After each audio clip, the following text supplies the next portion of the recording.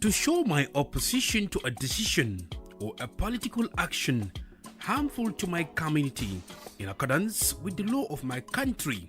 It's a right. This message is from West Africa Democracy Radio with support from the National Endowment for Democracy, NED.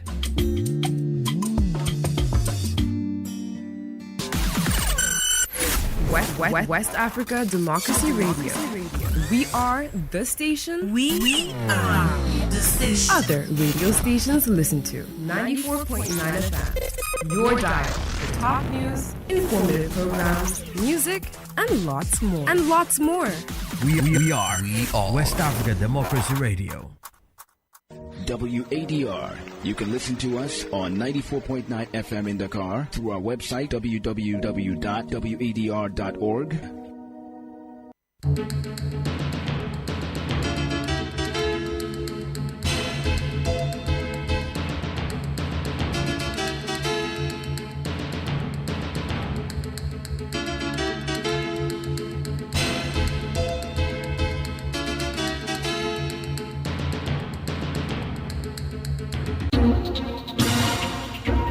WADR, promoting dialogue. It's midday in Dakar and 1 p.m. in Abuja. Good afternoon and welcome to Newslink and West Africa Democracy Radio, broadcasting on 94.9 FM and around the world at wadr.org. Here are the top stories. A Guinea's electoral body declares Doumbouya provisional winner of December 28 presidential election. The General Directorate of Elections proclaims candidate Mamadi Doumbouya to be declared elected in the presidential election of December 28, 2025. Mali's Supreme Court audit exposes several irregularities in political party financing. Nigeria's anti-graft agency arranges a former Attorney General Malami, wife and son over money laundering charges. And UN expresses concern about the increasing influx of Malian refugees in Mauritania due to insecurity. Please stay tuned for details of these stories and more. West Africa Democracy Radio. It's you speaking. My name is Sankule Janko. Many thanks for joining our broadcast this afternoon. Newslink kicks off in Guinea, where General Mamadi Doumbouya has been declared the provisional winner of the December 28, 2025 presidential election, securing an absolute majority of the vote. The final provisional results were announced Tuesday evening by the General Directorate of Elections after decentralization of 98.84% of results from polling stations nationwide. According to figures released by the Electoral Authority, General Doumbouya won by a wide margin, obtaining 4,594,262 votes, representing 86.72% of valid ballots cast. Following the announcement, General Mamadi Doumbouya, candidate of the GMD movement, Generation for Modernity and Development, was officially proclaimed provisional winner of the presidential election. Here is an excerpt of General Camara, Director General of Elections in Guinea. The General Directorate of Elections, after centralizing, verifying and compiling the provisional results, acting in strict compliance with legality, proclaims the candidate Mr. Mamadi Doumbouya, candidate of GM2, having obtained an absolute majority of validly cast votes, to be declared elected in the presidential election of December 28, 2025 on a provisional basis, subject to validation by the Supreme Court, the only jurisdiction competent to decide definitively. Meanwhile, the African Union and ECOWAS election observer missions have released their joint findings on Guinea's 2025 presidential election. In the report, the continental and regional bodies commended the conduct of the polls, describing the election as free, credible, and transparent. However, they expressed the concern over the disruption of internet connectivity before, during, and after the voting process. ECOWAS and the African Union also owe the Guinean authorities to release political detainees and to address the kidnapping of socio-political actors. Christopher Atijo has the details in this report. In their joint statement, ECOWAS and the AU election observation missions commended the overall smooth conduct of the election. They added that the observed irregularities did not undermine its credibility. Domitian Ndayizie is head of the AU mission. Globalement, Normally, the vote took place in a peaceful environment without hindrance, and major incidents likely to affect the integrity of the vote at the polling stations. The mission notes that the voters turned out in good numbers, with turnout varying between 15 and 30%. Some of the polling stations the mission visited opened on time. However, observers say they noted a disruption in connectivity during the electoral process. In their recommendations, the AU and ECOWAS election observers advocate for the lifting of sanctions against Guinea, but also for the fight against enforced disappearances in the country. The mission declares its urgent appeal to the African Union and the entire international community to provide greater support to the Republic of Guinea, particularly by lifting sanctions that still weigh on the country. To the government, fight more effectively against the phenomena of kidnappings and disappearances of persons, which undermines citizens' confidence by clarifying the fate of the victims and supporting their families in a spirit of national solidarity.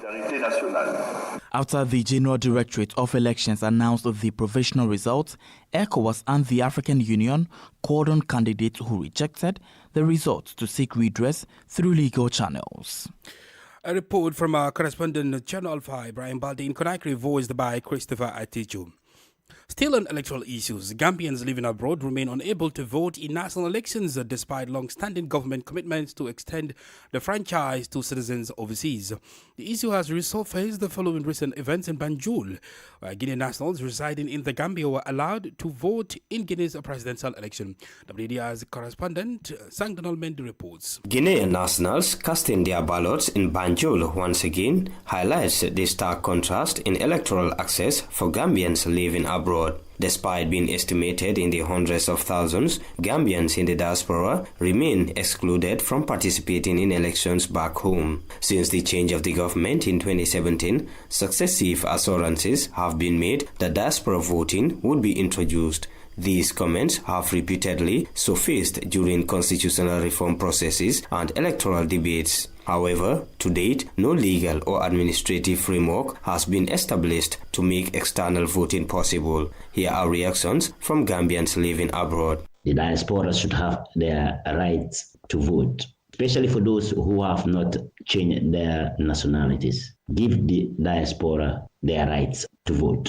Gambians in the diaspora have the right to vote. Let them be given the right to vote. The only thing is to respect the democracy and human rights so that diaspora can vote in 2026. That's all. Meanwhile, a political analyst and advocate insists that Gambians abroad remain full citizens with constitutional rights to participate in the country's electoral process. Biran Gay is a political science lecturer and researcher at the Center for Research and Policy Development. We have seen extraordinary parliamentarians have excluded or denied diasporians the right to vote, which does not send a viable signal in terms of our democratic consolidation, because everybody should be franchised, and those in the diaspora needs to participate in elections. They need to vote during elections. As another year draws to a close, Gambians in the diaspora continue to follow political developments at home from afar, watching but still unable to take part as future elections draw closer. For Newslink on West Africa Democracy Radio, I am Sangdana Mendy, reporting from Banjul. More stories coming up on West Africa Democracy Radio. Newslink continues. Let's travel to the Central Sahel region now, precisely in Mali, where the Supreme Court's Accounts section earlier this week published its audit report on political party financing.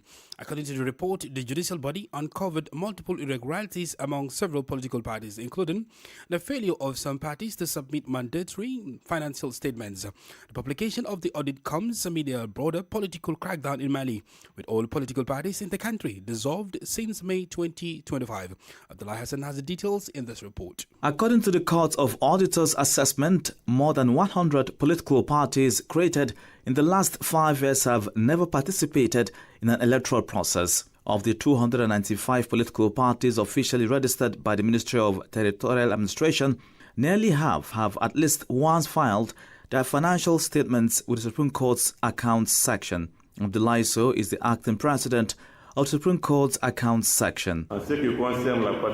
Regarding participation in the electoral process, more than 100 political parties were created between 2018 and 2023. Consequently, they never participated in any elections. The court recommends that the political parties in question justify their decisions.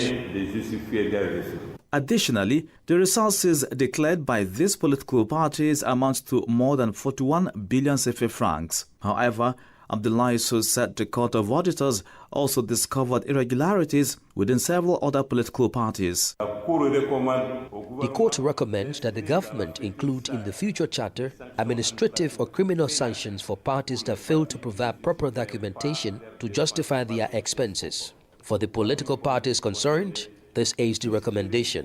When you receive funds, whether your own funds or state subsidized funds that you have used, provide supporting documentation. In light of these shortcomings, the Audit Section recommends broad consultations regarding the future charter for political parties and the establishment of systematic controls on campaign financing. Pending the drafting of a new charter, all political parties remain dissolved and prohibited from engaging in any political activity. A report from our correspondent in Bamako, Aliu Cham, voiced by Abdullahi Hassan.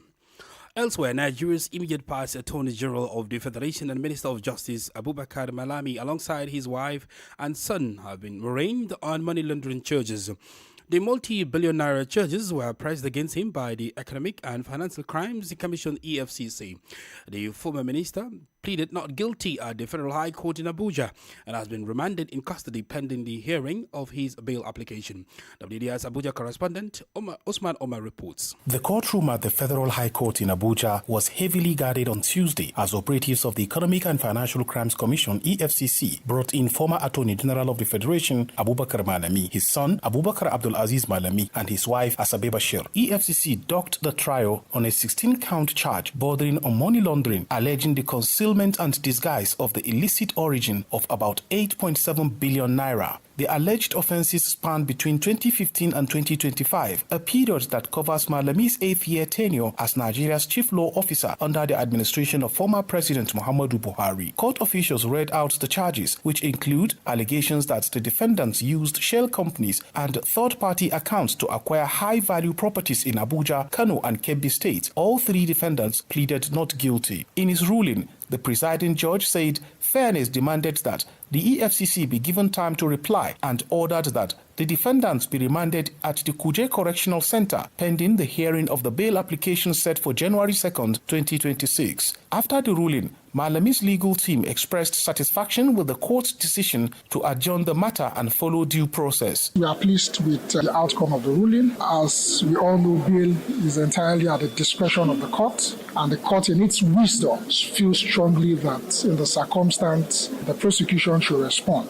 Why not? We are pleased with it. On Friday, by the special grace of God, we'll be here to take the application and we'll leave everything to the court to decide. Beyond the courtroom drama, the Human and Environmental Development Agenda, HEDA, has submitted a fresh petition urging the EFCC to widen its investigations into additional allegations of financial mismanagement against the former Justice Minister. For now, Abubakar Malami remains in custody as the case adds to growing scrutiny over accountability and the rule of law at the highest levels of public office in Nigeria. For Newslink on West Africa Democracy Radio, Usman Umar reporting from Abuja.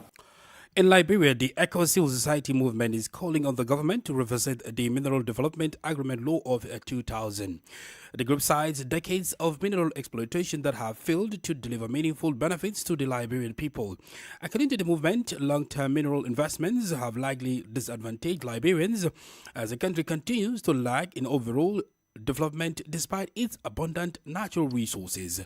WDR's Monrovia correspondent Ibrahim Packer reports. The Eco-Civil Society movement is targeting several companies operating under the current mineral development agreements, including BA Mountain, Western Cluster, Channel Union, Firestone, and others. It is demanding that all natural mineral resources extracted in Liberia to be processed and industrialized within the country to promote value addition and job creation. Speaking on behalf of the group, Madam Sia Doman proposed a profit-sharing model on which Liberia will retain 70% of the proceeds, while 30% would go toward direct foreign investment. It's about time that reduction be made in the tenure of concession companies' operation in Liberia to give way to development, where Liberian interests must be put first. The government should give a time frame of 1 year to all companies to import into the country a manufacturing plant to be built at various companies' sites. The ECOWAS civil society movement is further calling for clarity on which entities are responsible for conducting mineral surveys in Liberia, questioning whether this critical function is being handled by Liberia or China. We, the ECOWAS civil society movement of Liberia, call on President Joseph Yima Boakai to issue an executive order to stop all illicit mining operations across the country to give way to development. There were 2 requests made by the President to both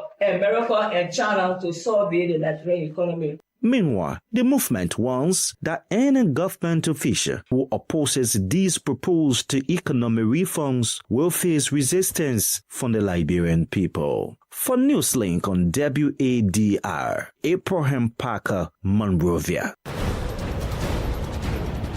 You're listening to Newslink here on West Africa, the Democracy Radio, broadcasting on 94.9 FM, Dakar, Senegal, and here is a reminder of our top stories. The Guinea's electoral body declares the Doumbia provisional winner of December 28 presidential election. Mali's Supreme Court audit exposes several irregularities in political party financing. Nigeria's anti-graft agency arranges former Attorney General Malami, wife and son over money laundering charges. Still ahead in the news, UN expresses concern about the increasing influx of Malian refugees in Mauritania due to insecurity. We do also have a press review, guest interview, and sports news. Please stay with us. Fresh and breaking news all the time. Hear it first as the news breaks, only on West Africa Democracy Radio. Newslink continues. We now cross over to Mauritania, where Malian refugees continue to arrive in large numbers in the country's southeastern region.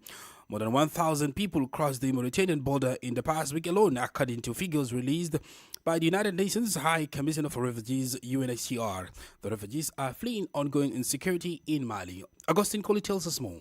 According to the UN High Commissioner for Refugees, UNHCR, more than 1,100 Malians crossed the Mauritanian border last week. This brings the total number of refugees to approximately 7,300 since the end of October 2025. These Malian nationals are fleeing insecurity in their area, particularly in Lere in the Timbuktu region, an area under blockade by the Group for the Support of Islam and Muslims, JNIM.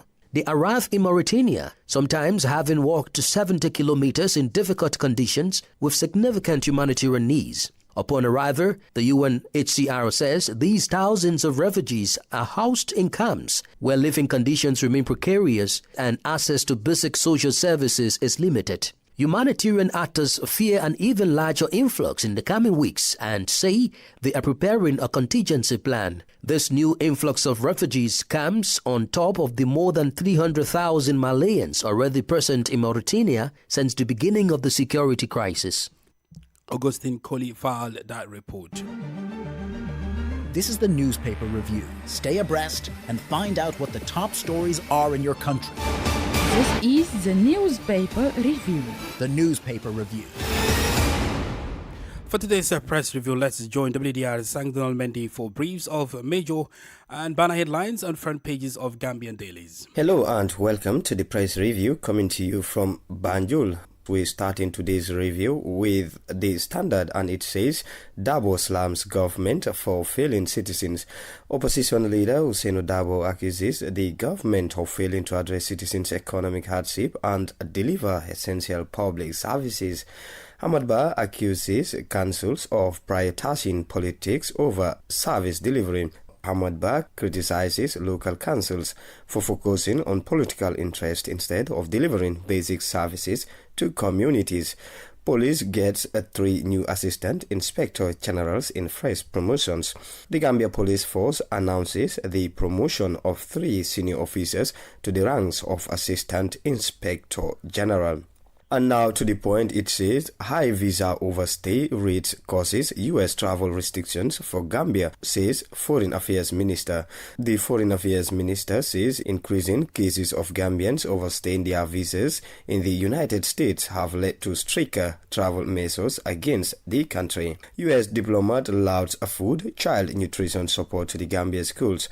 A U.S. diplomat has applauded ongoing food and child nutrition programs in the Gambia schools, highlighting their impact on education and child welfare. And finally, to Forea newspaper, and it says youth exodus shows no signs of slowing. Activists warn that the continued back-way migration of the Gambians remains a national tragedy with no clear signs of decline. Gambia Police Force rejects claim that violent deaths have been normalized. The police have dismissed accusations that the violent deaths are becoming accepted, insisting that it remain committed to maintaining public safety. And that does it for today's press review. Back to you in the studios. Thank you very much, Sang Donald Mendy with a press review. Politics, analysis on major news, social matters, and all. This is a guest. Our guest is Matthew Oluwafemi Akimbode, Executive Director, Corporate Accountability and Public Participation Africa, CAPPA. Akimbode is an anti-graft campaigner in Nigeria who shares his thoughts on recent investigations into cases of money laundering and embezzlement of public funds by senior officials, particularly from the immediate past administration. I recall on Tuesday, Nigeria's former Minister of Justice and Attorney General Abubakar Malami and his son were charged by a court in Abuja on 16 counts of money laundering. As the development stirs debate and spurs reactions online, one question stands: is this a sincere fight against corruption or a political witch hunt? Thank you very much. For us, we welcome this current prosecution. This is very significant because we are talking about the chief prosecutor, former chief prosecutor for the country. You can also say the chief law officer of the federation. This is a guy that's supposed to protect the rule of law, accountability, constitutionalism, and everything. That is now emerged in a monumental corruption case. And we see this as one of the biggest of the high-profile cases. It is significant, and it's going to set a major precedent that regardless of what you occupied, a time might come that the table will turn. So for us, it's a welcome development.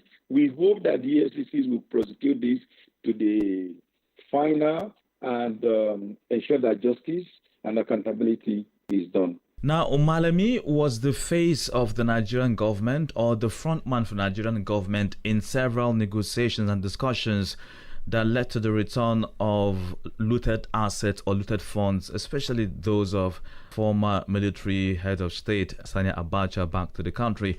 Now, until he left office, there were calls severally by CSOs about the transparency of these funds, where they are being kept, and even told they are being used in projects. This project should be made public, and also the amount should be disclosed. None of that really happened. Do you think this is the right time for the government to actually uncover and get some of these answers for Nigerians or to Nigerians? During Malami's tenure, there's some controversies, I must say, surrounding his tenure. Some of those had to do with the way even the EFCC was disposing those assets. And I will not even go as far as there were also cases under Malami that the state entered non-prosecute. I think some of those cases should be reopened by the new administration because everything looks extremely suspicious now that the interest of the state, the judicial interest of the state, accountability, due process could have been compromised by the same man that was supposed to, protect the law. I remember some lawyers saying that in some of the anti-corruption cases that were in court then, it was even the prosecution, of course, headed by Malami, that were destroying the cases. And so we then move to those assets that were recovered. How were they disposed? Who negotiated those deals, if I use them? There were some out-of-court settlements. Everything today, because there is actually no way, there is no logical way Malami can explain the amount of assets that is now traced to him, his son, and his son's wife. Yeah, so those cases that he presided over should be revisited. Not the cases, including the assets that were recovered and how those assets were disposed. What should be the lesson to the current government of President Bola Ahmed Tinubu, who already there are speculations, allegations from certain quarters that there is gross misconduct, abuse of office, corruption, and embezzlement of public funds going on as we speak? So, for us, number one is that the EFCC or the current administration will summon the courage and prosecute this case to its logical end. Then they will set a precedent. They will set a precedent even for they themselves in the current government. For them to know that, look, if you occupy public office today, your conduct, everything you are doing, another government tomorrow can come and open them, and you'll be made to account for the Nigerian people, that everywhere you represented the Nigerian state, you will be made to account for that one day. So that's the precedent setting that we're having today. And we're also going to use this as civil society groups. We're going to flash this on them. We'll use this to call them out. If you can prosecute Malami, if we have cases within this government, yes, we can then say, look, do not be selective in your anti-corruption crusade. Let this go around. Let it be wholesale, regardless of political affiliation or whether some people are in government or out of government. Matthew Olawafemi Akinbode.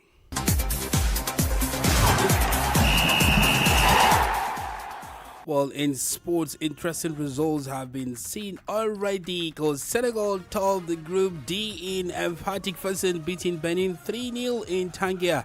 Abdoulaye Seck headed in just before halftime. Habib Diallo doubled the lead after the break, and Sheriff Njai settled with a top time penalty. Well, despite a red card for Khalilou Koulibaly, Senegal held firm. Benin still progress as one of the best third-place teams. Well, DR Congo claimed second spot in the group with a 3-0 win over Botswana in Rabat. Elsewhere in Rabat, Tanzania and Tunisia played on a 1-1 draw. Tunisia led through Ismail Garbi penalty before Faisal Saloum equalized with a fine strike. Tunisia advanced to the knockout stage with Tanzania still in contention as best third place. Elsewhere, Nigeria finished atop of Group C after a 3-1 victory over Uganda in first. Paul Nochu opened the scoring. Rafael Oyedika netted twice. Despite a late goal from Uganda, the Super Eagles maintained a perfect group record. Looking ahead today, Burkina Faso faces Sudan in Group E with top spot at stake, while Algeria take on Equatorial Guinea seeking a strong finish. In Group F, Cameroon meets Mozambique with the Indomitable Lions already through, and Gabon closed their campaign against defending champions Cote d'Ivoire, who also seek qualification to the knockout stages. The matches are as follows today: 4 p.m. Sudan will take in Burkina Faso, Equatorial Guinea will entertain Algeria, and at 7 Mozambique will entertain Cameroon, and Gabon will lock horns with reigning champions Cote d'Ivoire. We've come to the end of this edition of Newslink and West Africa Democracy Radio, broadcasting from Dakar, Senegal. Thank you for listening, and many thanks to Faliluso and Mustafa Sek for the technical assistance. Do interact with us via our social media platforms, X and Instagram, and Facebook at WADR English. We also stream live at WADR.org. Coming up shortly is WADR's gender program 50-50 with Nadi Dictating. I am Sankule Janko. Good afternoon. And many thanks to you for listening to Newslink via Hot 104.3 FM, Newmi FM 94.0, Hilltop Radio 104.7 FM, and Veritas Radio 102.9 in Banjul, the Gambia. We also appreciate our listeners in Liberia via Alternative Youth Radio 98.9 FM, Lofa County, Radio Kagama 94.5 FM, Niba County, DCN Radio 91.3 FM, Riverside County, Wakat FM Radio, Banga, Liberia, Radio Baf FM 91.3 Sierra Leone in Nigeria, and Love 104.5 FM Abuja. For you listening via Radio Pad 95.1 Damango, Savannah region, and on Royals FM 104.7 Wenchi, Ghana, we say a big thank you. Remember, West Africa Democracy Radio is all about you, your views, and your opinions.